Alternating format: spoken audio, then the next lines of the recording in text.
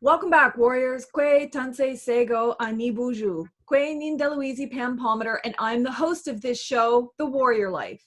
This podcast is a show about living the warrior life, a lifestyle that focuses on decolonizing our minds, bodies, and spirits, while at the same time revitalizing our cultures, traditions, and practices. But it's also about asserting, living, and defending our sovereignty all over our sovereign territories.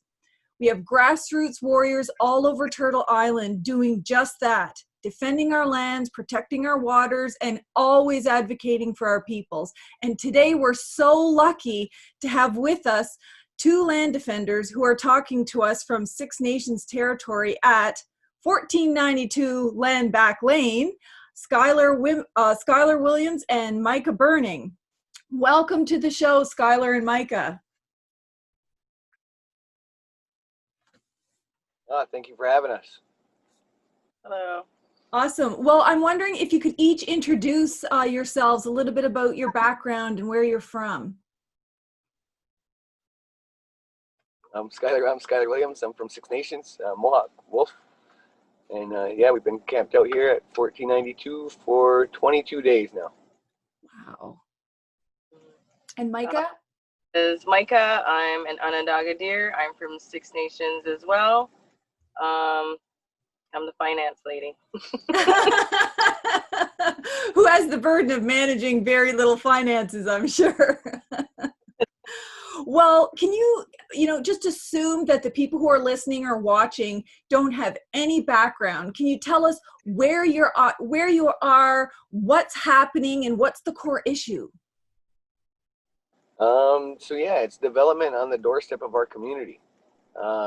Unceded, like the land that this particular development is unceded territory. It's directly across the road from the former Douglas Creek Estates. That was kind of the flashpoint of 2006 when we reclaimed that land. And so this particular one is 1,400 houses, stretching about 3 kilometers long, about 1 kilometer wide across what we call the Haudenosaunee. It's the Haudenosaunee deed was the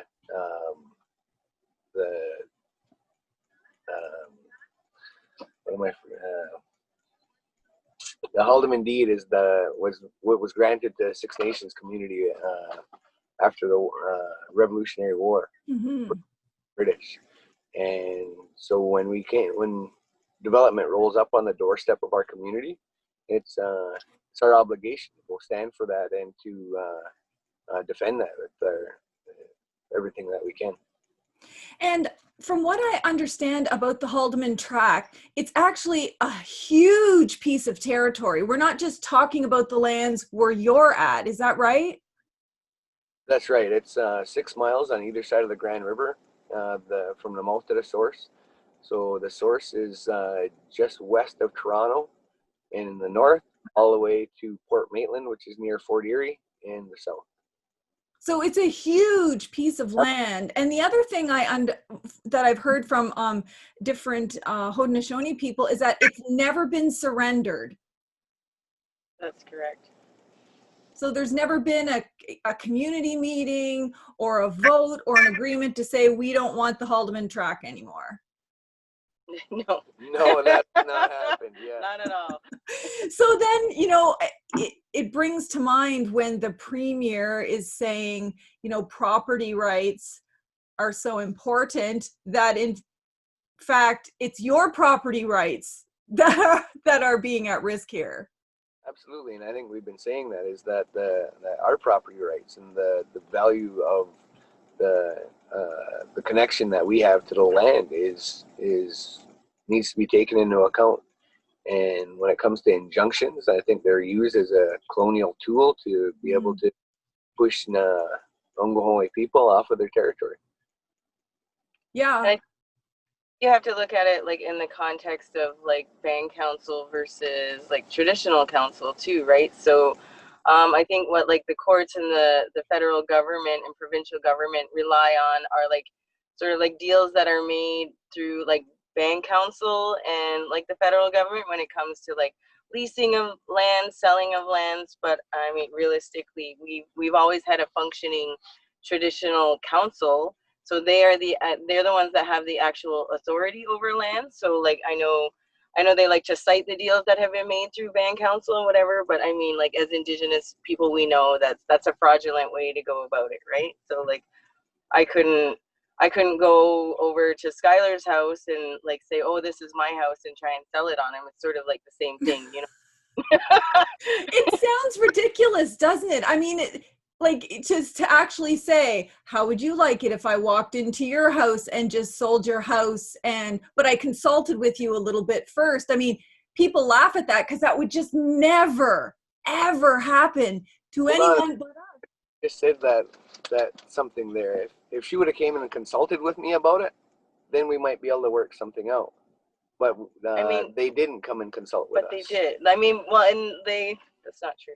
So they have their they think they consulted, right? So they have like I mean, realistically, again, you have to look at the different layers of like this whole cog that is like land and whatever. Mm-hmm. So like realistically, they only have like elected council only has 4% voter turnout. So that's not reflective, even like within the system that it is itself.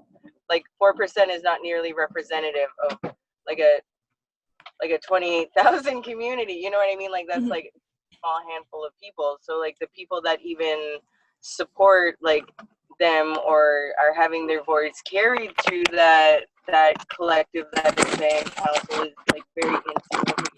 And then when you look at the numbers of like these like consultation meetings they have, like when it's under 100 people that are even coming to these consultation meetings, like that's even less of a number that you're going on to like move forward. So like, I mean, I don't know anybody who would think like 80 people out of 2,800 is like an appropriate amount of consultation. Like, okay, we've talked to you and we're gonna make a decision based on this. So, I mean, there's different layers to like all of these things. And it seems like the media gets really hung up on this word consultation. Like, so long as someone talked to you at some time, and it doesn't matter who, it could be 5 people, it could be 500, that's enough, when in fact the legal standard is free, prior, and informed consent. So there's a core difference between consulting, providing information, asking your opinion, versus getting the consent of all of the people.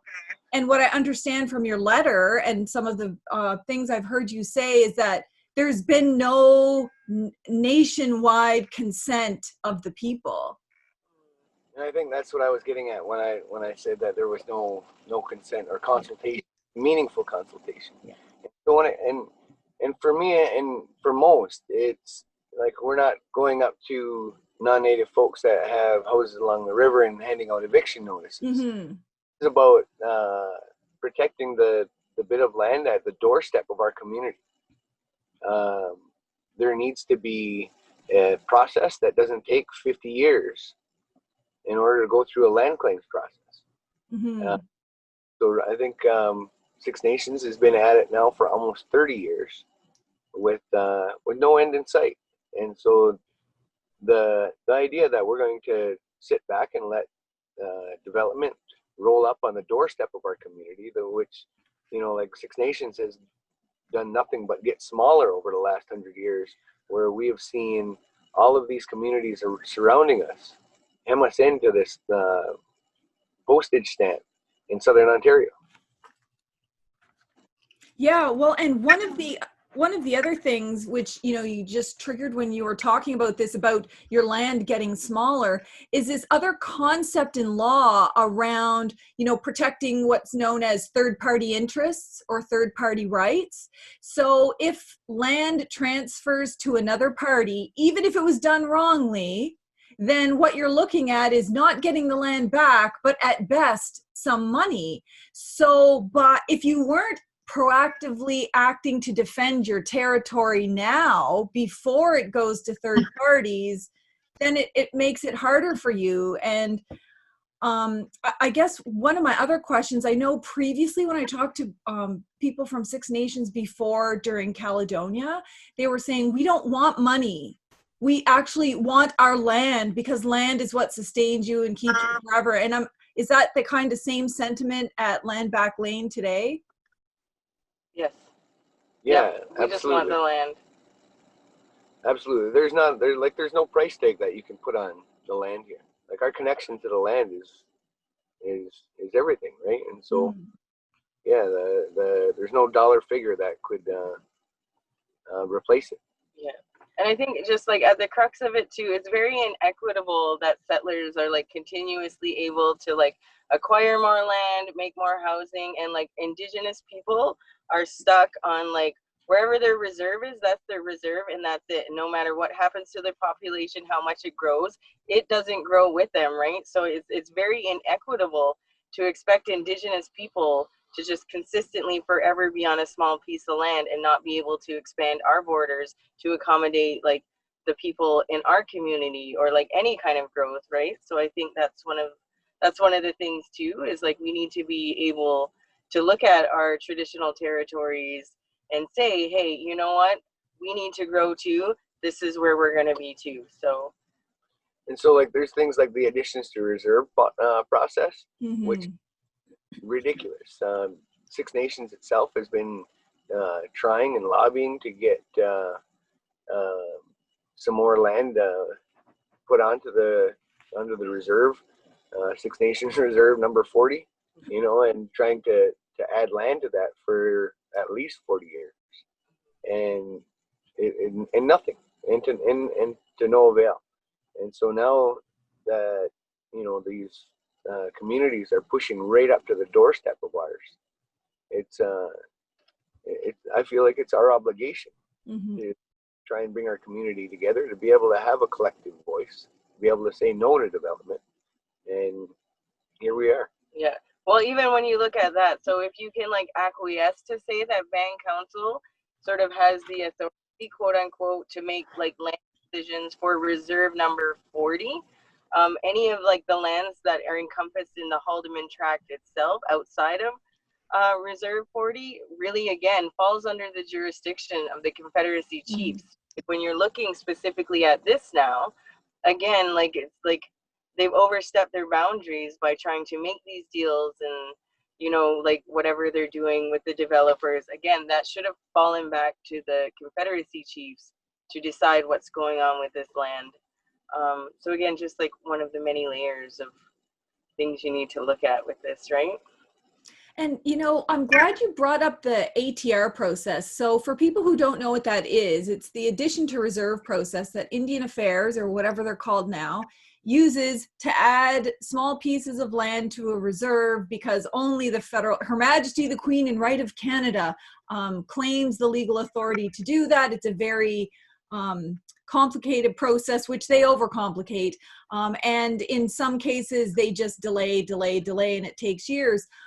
Part of the problem is that the additions to reserve process is offered as an alternative. So here, sell your lands, your land claim lands for $100 million, and you can use that money to buy lands to add to your reserve later. Well, part of the problem is good luck ever finding lands anywhere contiguous or near your First Nation. And then secondly, the prices are inflated when they know that it's a First Nation that's buying lands.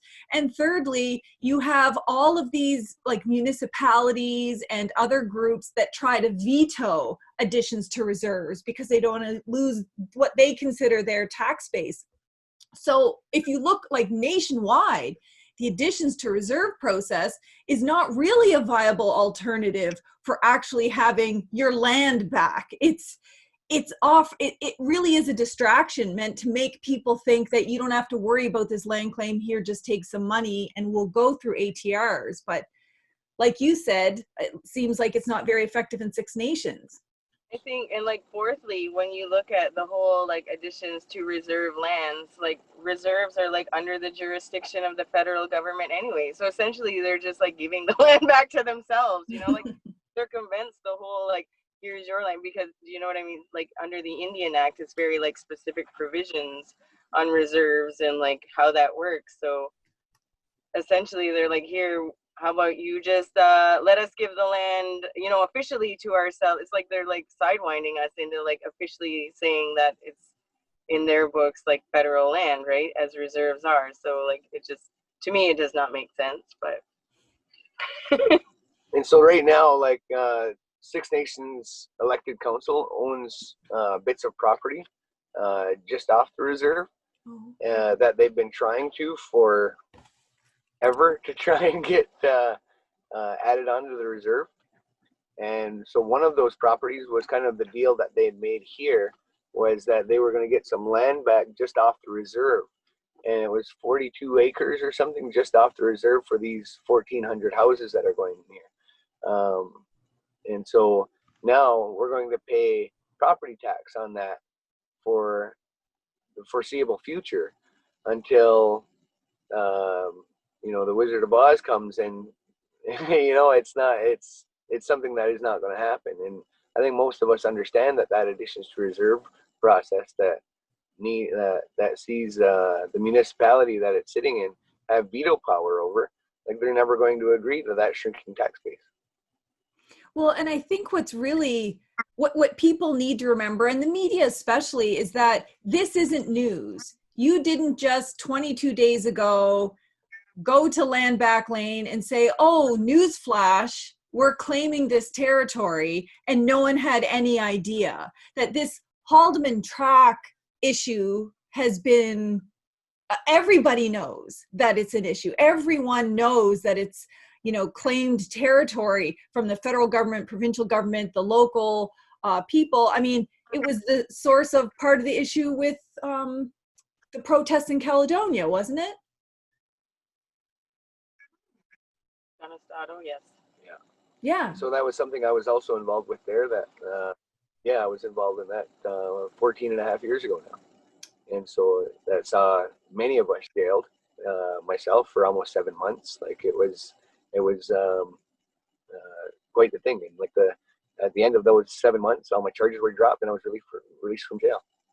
And so it's, when you criminalize Untitled people for living up to their obligation to the land, that our law, that's been our law, the great law, been here for like 1,200 years at the most conservative estimate, that sees our democracy with laws that set out exactly what our obligations are to the land. And they've never been extinguished. There's no agreement or document or anything that says we give up our sovereignty and we give up all of our laws and we're just done being a nation and we're done being, independent free peoples and we give up all of our lands. I think that's the thing that bugs me the most is Justin Trudeau talking about nation-to-nation relationships and how important these are to him, and the very paternalistic kind of view on our people to try and control and to say to us where and how it's supposed to happen. And so for us, like the ongoing development is ridiculous.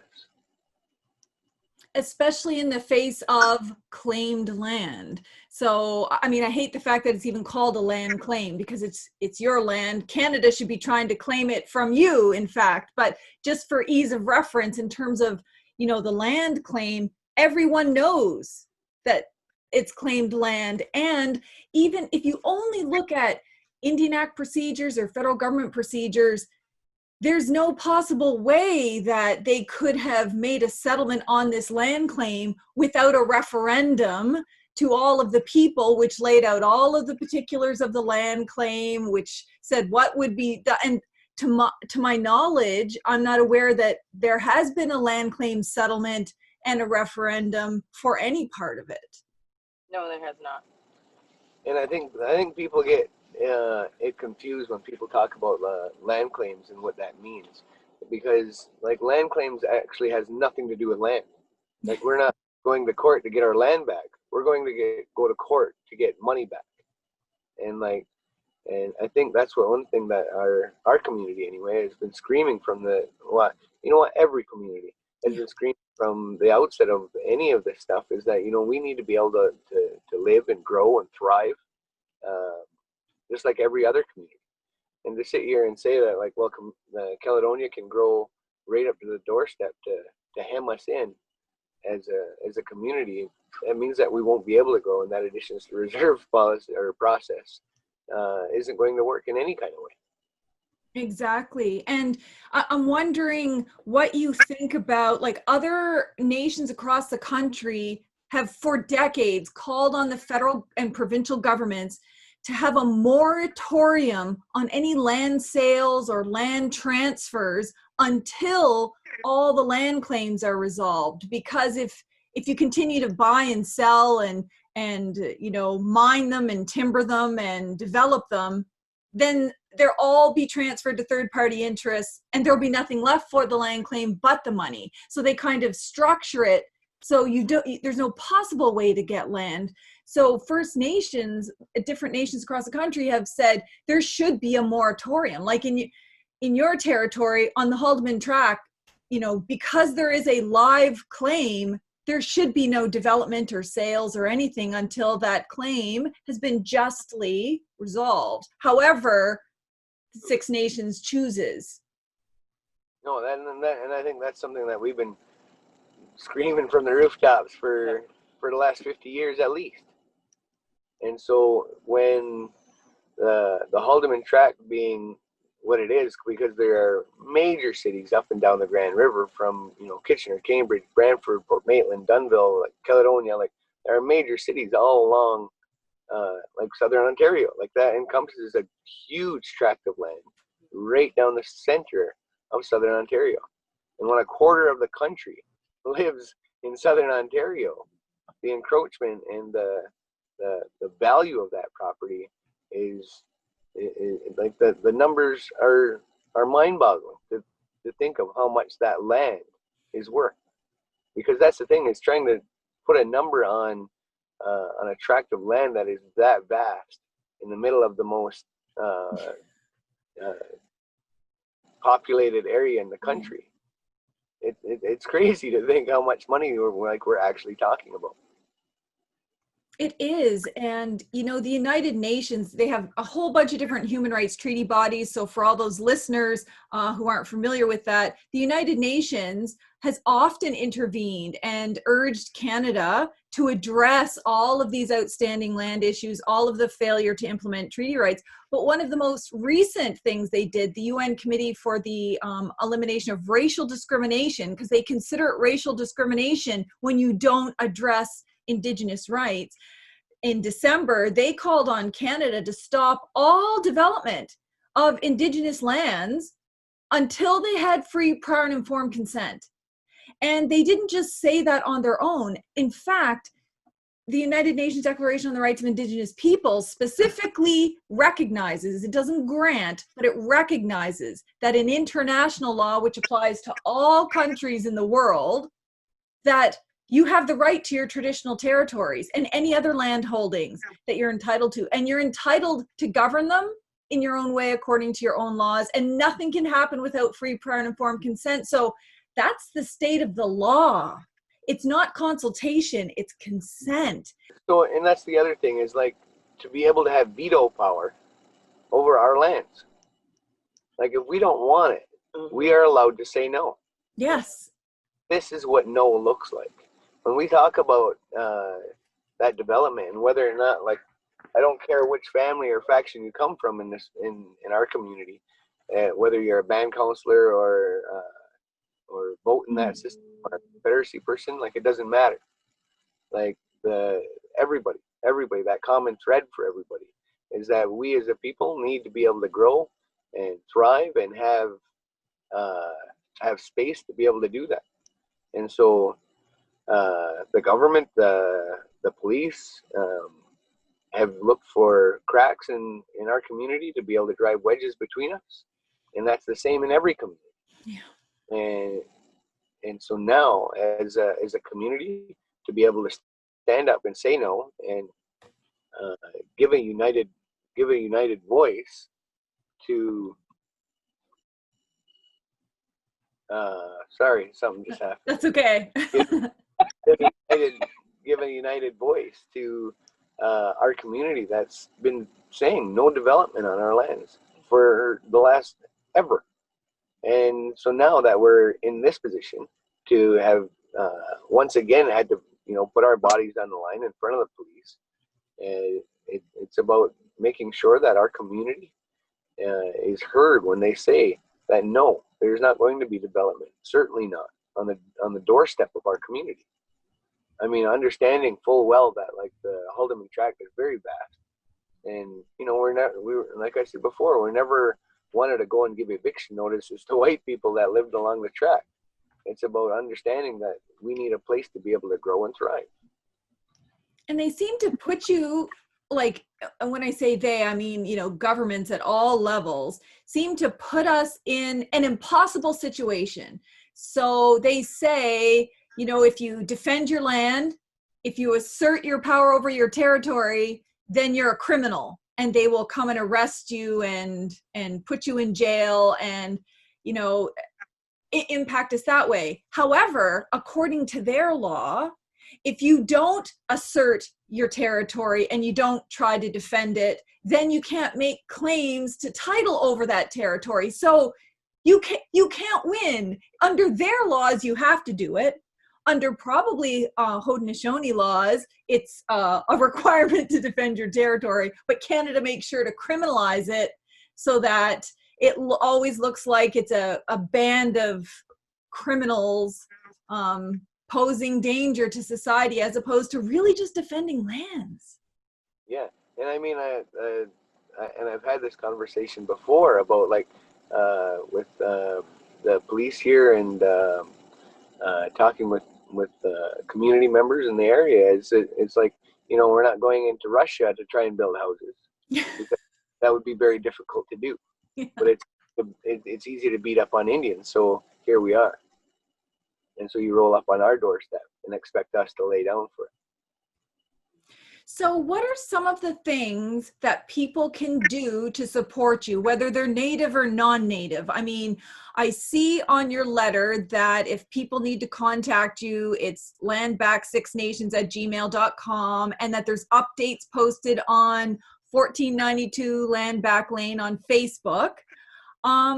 But I understand that you also posted a template letter on Google Docs. Can you just talk about that a little bit? So that letter is specifically for allies, so to be able to engage with like their MPs, federal government. So it's just sort of, like we're trying to make it easier for allies to help us out, right? So yeah, it's just a template, you plunk your stuff in and then you can send us off and support that way. In regards to the support, like, like bodies on the ground is always so, I don't know, we like to think we're pretty rad to hang out with, you know what I mean? Fire, telling stories, eating food, you know what I mean? Like keeping in mind that there is an injunction and there is always that element of risk. But yeah, we welcome anybody to come and hang out, talk to us, get more information. We do have like the PayPal, the GoFundMe, and other things if you want to support monetarily. Even just like dropping off like supplies like wood and food, that kind of stuff is always appreciated. Even just like sharing our posts, sharing the page, sharing information, that's always beneficial too. So, I mean, there's many, many ways that people can support in their different capacities, you know what I mean? And so every day for the last 22 days, I post an update, a land back, put a day, whatever day it is that day, and put the land back update. And Deep Thoughts by Skyler Williams. Well, that's good. And the most recent thing I've seen is that you've requested a meeting with several federal ministers. What is it that you're hoping to get? What can federal and provincial governments do right now to address this issue? I think initially what they can recognize is that sort of maybe HCCC is the traditional government, and sort of these agreements that they rely on in court are like fraudulent agreements, and they need to come back to the table and really look at how they've made these deals and how it, like, essentially it's fraud, right? They don't have, like, they have no right to be making deals with somebody that doesn't have the authority to make these deals. So they need to come back to the table, and all of this land and all of these agreements need to be reassessed, and they need to acknowledge that it is still Haudenosaunee territory. And that's the thing, is trying to remember, even with the HCCC stuff and the band council stuff, like there's still a huge bit of our community that feels unrepresented by both. And so I'm no great philosopher to say like I know what it looks like to get 27,000 people all to the table. I don't know what that process is going to look like, but what I do know is the process that's there now is not working for 98% of our community. And so if we can be given the space and time that we need to heal and grow as a community from the last 200 years of those wedges being driven in our community, we need that space to be able to do that. And so if that takes the next 100 years, then that's what it's going to have to take. Because those people that have had those been the victims of government moving in on our community and using 1 or 2 or 10 people or this family or that family and pitting them against each other has made such a divide in not just our community but every community. And so to be able to say like we need the time and space to be able to grow and heal and do the things that we need to do to be able to come with a collective voice when we say yes or no. And so if we need to stand on the land for our land and honor that connection to the land, and this is what we have to do.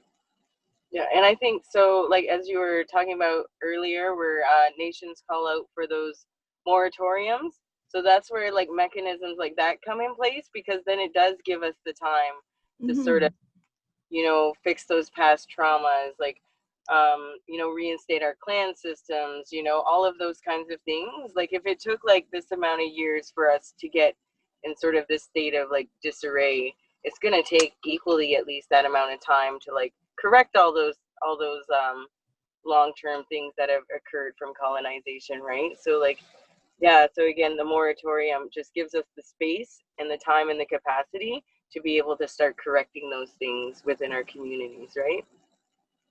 Yeah, and I think it's what I really like about what you're saying, and especially the way that you've worded this letter is really letting the public know this isn't a handful of people claiming something for themselves, and this isn't a handful of people claiming land for only a particular group in Six Nations. That really this is the land of the people, and it's for all the people, and it doesn't matter what your background is or your political views or where you come from or where you live, but in fact it's for everybody's benefit. And it sounds to me like you just want the government to come to the table and negotiate in a good faith way, in a way that makes sure that the people's voice is heard, however that's going to look like. Yeah, and I think so we do get that question asked all the time, like, and what are you going to do with the land? Like, whose land is it going to be? Those kinds of questions, right?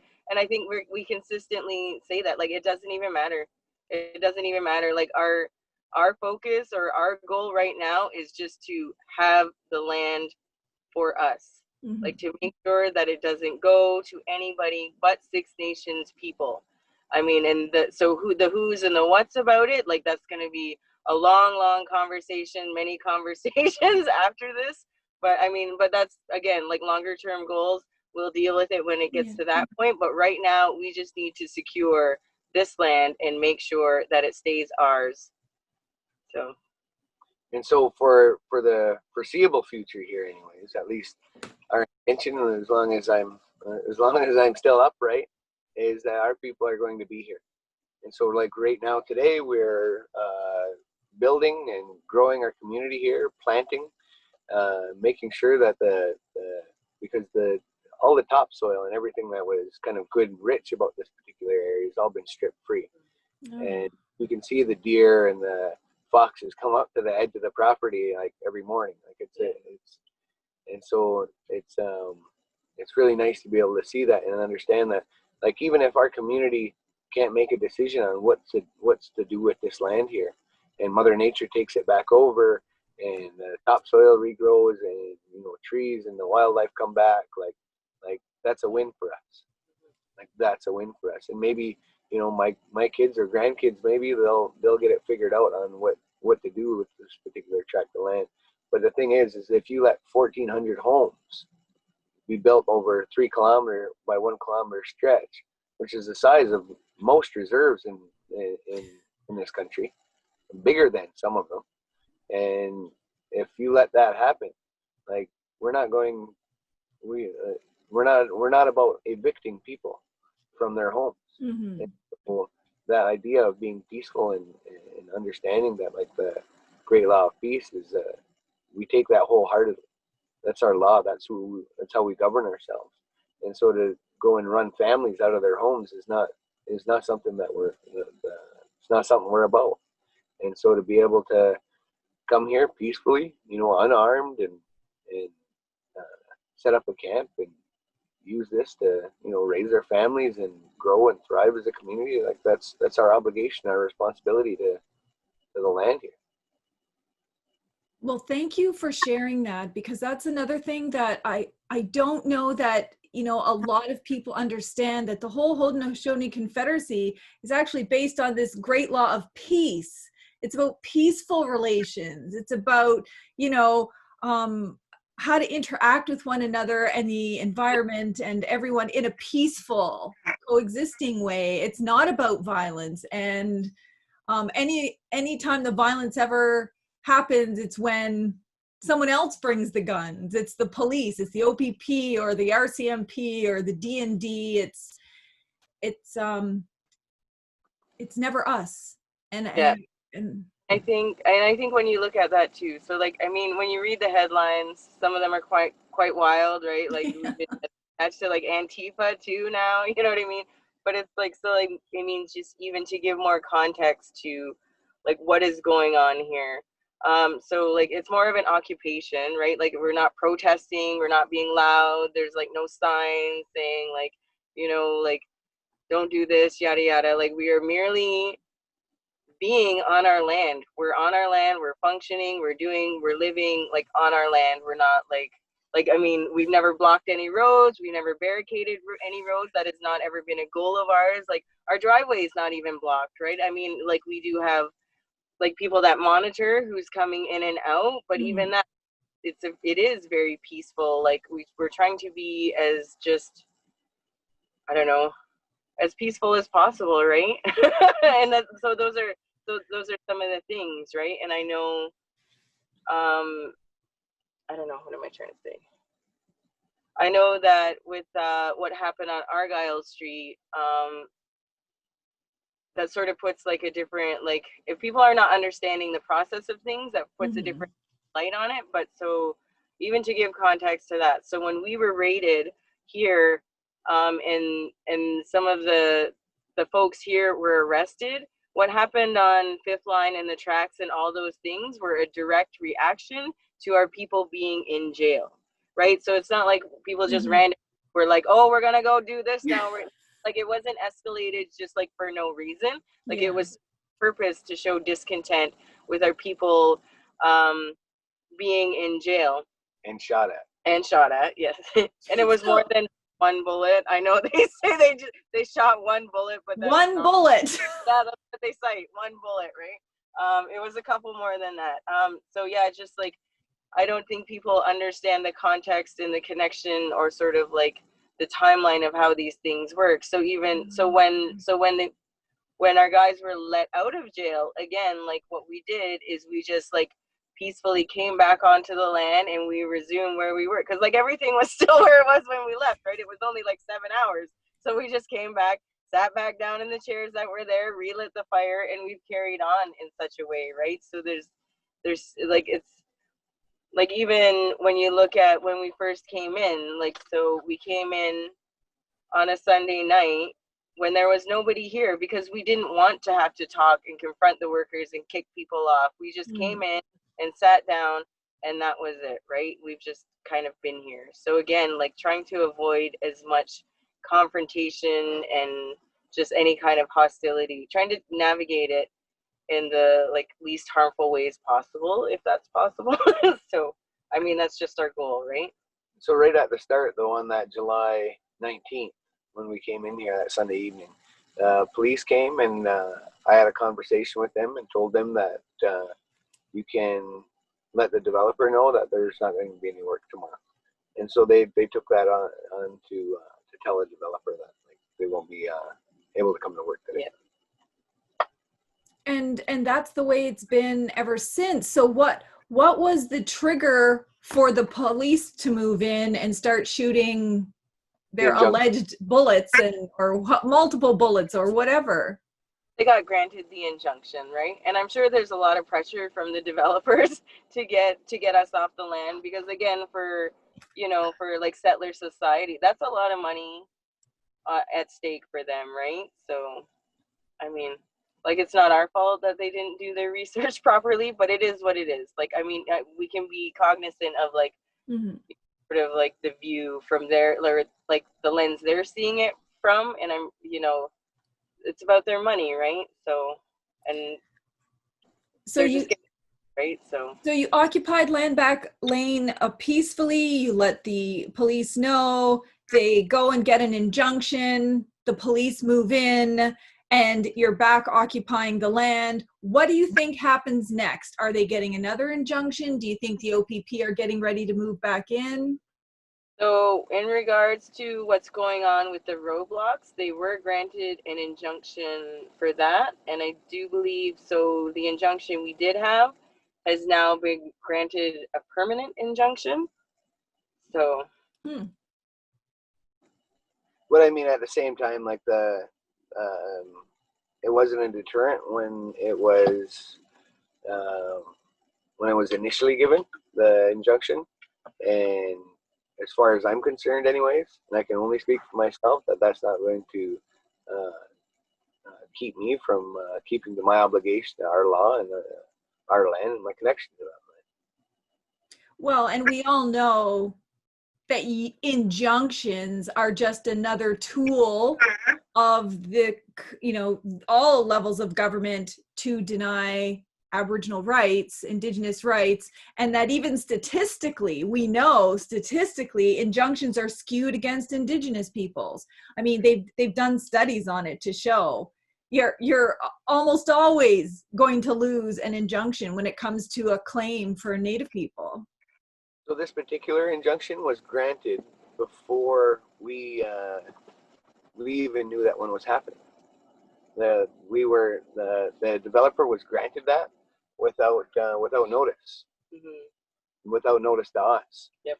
And then our first response date to that injunction was Friday the 7th, which is a day ago, 3 days after the raid. And so when that response date had come, our focus had kind of came away from how to answer to the injunction. How to respond, yeah. And it became to how do we get our guys out of jail? How do we protect our people that are now blocking roads and highways and train tracks? And so it's really important to understand that, like, we had an opportunity and we're looking to answer to that, at least put a statement forward, and then the cops moved in before to kind of break up that process. So do you expect them to come again and do another round of arrests and that kind of thing? Do I expect it? I mean, do you think it's very likely? I think realistically, this point in time, their focus is more on getting the roads open. Okay. So I mean, because there's like kind of a few things at play right now, like, because it's not just us anymore in this one spot. There's different barriers on the roads. So I think realistically for the OPP, their priority right now is getting those roads open. So I mean, there's always a risk, right? There's always a risk. But right now, I think, yeah, Sorry. We're kind of lower on the totem pole, as they say right now, because again, public safety, roads, because again, we're on the development. We're not blocking anything. We're not hindering. Okay. As the developer, we're not really getting in anybody's way. We're almost out of sight, out of mind, right? Because it's way on outskirts of Caledonia. So yeah, again, I think the roads are the priority for OPP at this time. Not that we're not on the radar, but yeah. And so, oddly enough, Mark Hill, the chief band council chief, just texted me, and that's the first that I've heard from him. Just as we're talking, the notification came up on my phone, and so so apparently people are getting to know what's going on here. And Mayor Ken Hewitt, the mayor of Haldimand County here, Ken Hewitt, has also reached out to have a conversation. So, well, maybe, that's going to be the answer. I mean, it's always the answer. I shouldn't even say maybe. It's when people get together and talk and put the time in, whether it's a year or 20 years. Mm-hmm. Well, thank you. Thank you for taking so much time. I know you're right in the middle of it and you're doing this interview in a van, and I'm sure you're like dying of heat right now. And who knows who's trying to get a hold of you, but I appreciate the update because I want people to hear it from your voices. I don't want it to be spun by the media or what other people are saying on social media. You can hear it right from the people that are on the land, and that's so important.